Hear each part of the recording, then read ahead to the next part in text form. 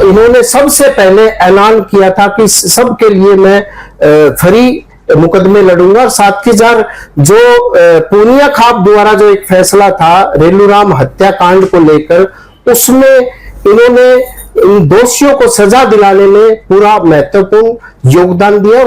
Congress party के legal cell department के chairman अधिवक्ता लाल बहादुर खोवाल ने बरवाला से चुनाव लड़ने के लिए आवेदन किया। कांग्रेस पार्टी के लीगल सेल डिपार्टमेंट के चेयरमैन अधिवक्ता लाल बहादुर खोवाल ने बरवाला से चुनाव लड़ने के लिए आवेदन किया। अधिवक्ता ने कहा कि आज बरवाला में बहुत सी समस्याएं हैं, वहां के लोग परेशान हैं। पिछले विधायक ने इसका निवारण नहीं किया। बरवाला में बरसात के दिनों में झील बन जाती है।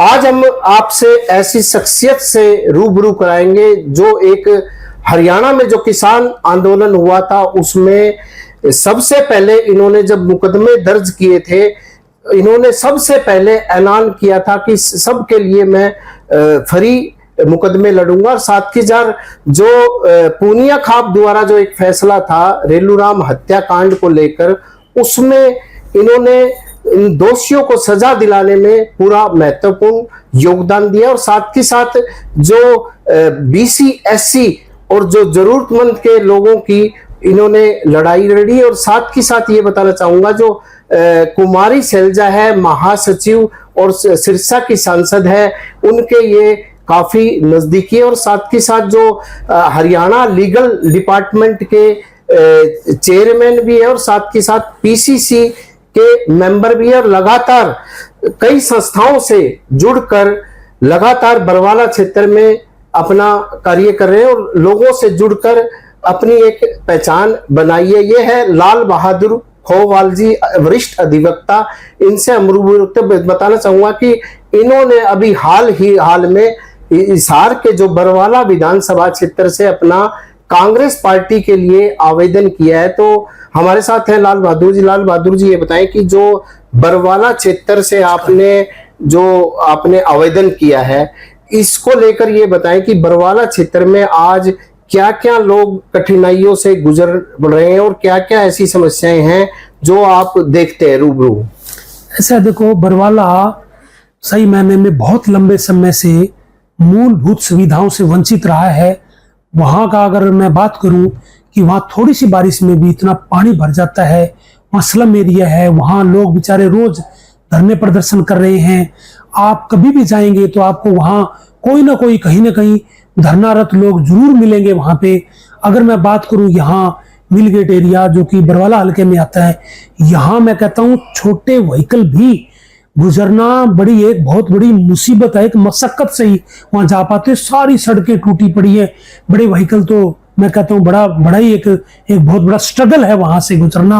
और बात करूं मैं बाकी एरियाज की, यहाँ बेचारे किसान हैं, किसान लोग हैं, उनके साथ किस तरह खिलवाड़ किया जाता है। वो रोज यहाँ धरना रहते हैं, उनके फसल बीमा योजना के तहत पैसे ले लिए जाते हैं, उनको मुआवजा नहीं दिया जाता।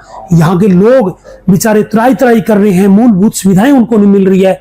शिक्षा के बहुत सारे जो केंद्र हैं, जो स्कूल हैं, वो बंद कर दिए गए हैं। स्कूल तो और ज्यादा खोलने की जरूरत है। सरकार ने एक पीछे स्कीम लेके आए थे, उससे बहुत सारे स्कूल जो है ना बंद कर दिए हैं। तो बच्चे बेचारे दूर कैसे जाकर के पढ़े। तो ये बहुत सारी ऐसी योजनाएं बीजेपी लेकर के आई जिसका है ना आम जनता गरीब लोगों को बहुत ही एक नुकसान हुआ। तो वो चीजें हम ठीक करेंगे और उसको दुरुस्त करेंगे बिल्कुल। तो आप कुमारी सैलजा जी के काफी नजदीक है, तो एक जो संदेश यात्रा पूरे प्रदेश भर में चल रही है, तो इसका आप कैसे इफेक्ट देखते हैं कि क्योंकि 5 सीटें जीती है और 5 सीटें हारी है, तो किस एरिया से शुरुआत की थी? ऐसा है, देखो पार्लियामेंट्री इलेक्शन से पहले भी कुमारी सैलजा जी ने कुमारी सैलजा मेरी लीडर है। मैं वो एक सिद्धांतिक मूल्यों पर राजनीति करती है और मैं भी एक सिद्धांतों पे चलने वाला एक इंसान हूं और इसीलिए मैं उनको एक अपना लीडर मानता हूं। और उन्होंने वो जो संदेश यात्रा शुरू की पार्लियामेंट से पहले, उसके परिणाम आपने देखे। 5 सीटें जीती, 3 सीटों पे तो बहन कुमारी सैलजा जी का बिल्कुल डायरेक्ट ही उनका इन्वॉल्वमेंट थी। अगर मैं बात करूं अंबाला की, बात करूं हिसार की और बात करूं मैं अपने सिरसा की, इतनी शानदार जीत उन्होंने हासिल की। अगर कुछ सीटें और तरीके से बढ़ती तो हम 10 की 10 सीटें भी ये जीत सकते थे। उसका इतना बढ़िया इफेक्ट जो आया, और अब फिर दोबारा से कुमारी शैलजा जी ने विधानसभा चुनाव से पहले कांग्रेस संदेश यात्रा शुरू की है। और उस संदेश यात्रा का मैं आपको बताना चाहूंगा कि अंबाला से ये यात्रा शुरू की थी 27 तारीख को, वहां जन सैलाब जैसे उमड़ा। उसके बाद फिर ये हिसार में भी जैसे इन्होंने बहन कुमारी शैलजा जी ने यात्रा निकाली, और उसके बाद कल फरीदाबाद में थी, और अब 10 और 11 को हांसी और नारनौद में यात्रा निकाली जा रही है।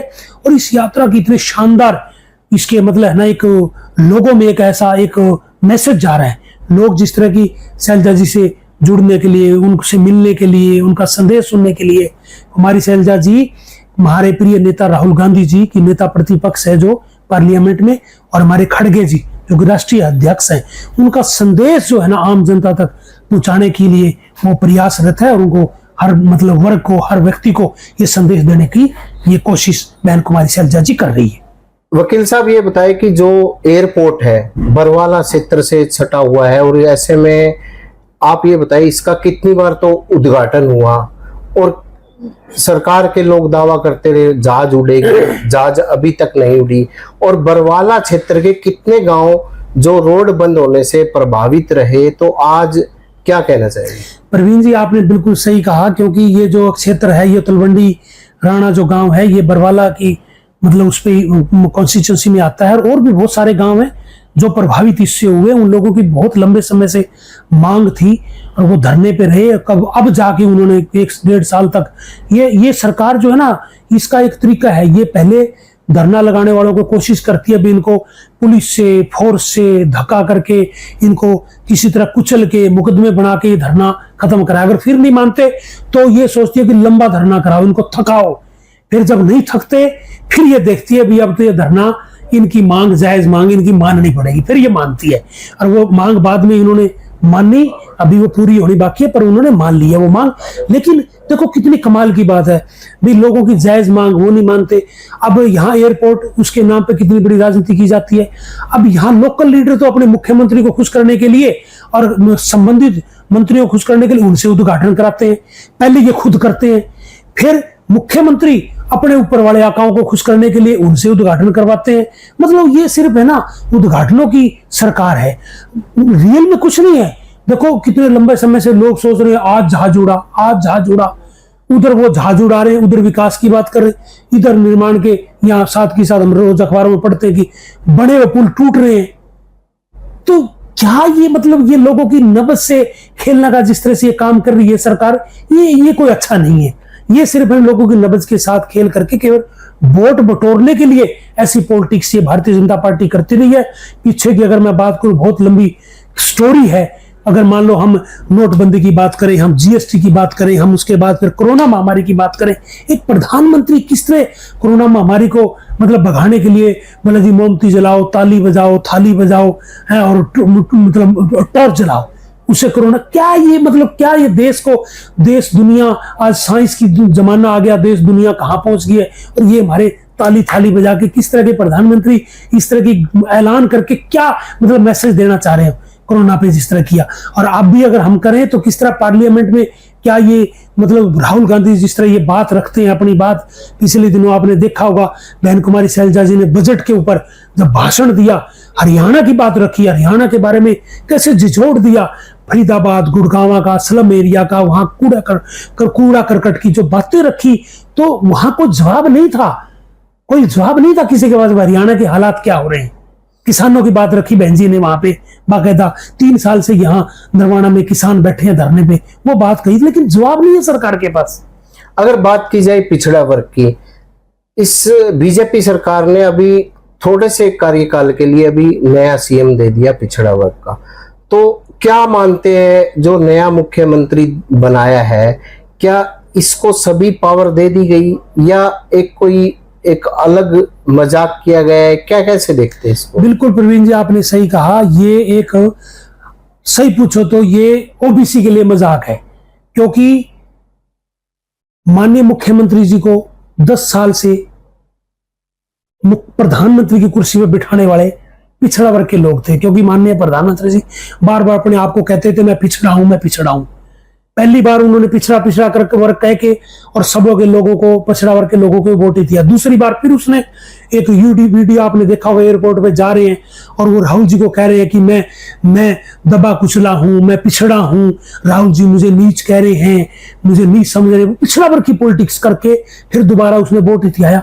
तीसरी बार जब ये इलेक्शन था, पिछड़ा वर्ग के लोगों के बारे में राहुल गांधी जी ने बाकायदा पार्लियामेंट में कहा, भाई हमारे मोदी जी बार बार कह रहे हैं कि मैं पिछड़ा हूं, मैं ओबीसी, बताइए पिछड़ा वर्ग की मांग है। ये कास्ट सेंसिस करवाने की बात कर रहे हैं बार बार। आपने कास्ट सेंसिस करवाया? नहीं करवाया। कांग्रेस ने कराया था 2011 में, वो आपने डिस्क्लोज नहीं किया, ये कह के भी ये प्रॉपर है, सही नहीं है। उसके बाद अगर मैं बात करूं कि जो देश को चलाते 90 सेक्रेटरी हैं, जो देश का बजट तय करते हैं, उसमें बाकायदा राहुल गांधी ने आरटीए से आंकड़े लेके बताया कि 90 जो उनमें है, उनमें आप बताए ओबीसी के कितने, केवल 2-3 बताए उन्होंने भाई, जिस तरह आरटीए के आंकड़े दिए। अब बताओ आपने क्या किया, जो बजट को तय करते हैं। जब इन्होंने देखा भाई अब तो ये मुद्दा तुम्हारे से छिन गया, हरियाणा में बैकवर्ड छिटक गया, तो इन्होंने मुख्यमंत्री को बनाया कि ताकि ओबीसी का कार्ड हरियाणा में भी खेला जाए। अब मैं बात करूं अगर सही में, क्योंकि मैं भी पिछड़ा वर्ग की लड़ाई लड़ता रहा हूं, मुझे सब लोगों को पता है, मैं निःशुल्क लड़ाई लड़ता हूं पिछड़ा वर्ग की, मुझे पता असली चीजों का।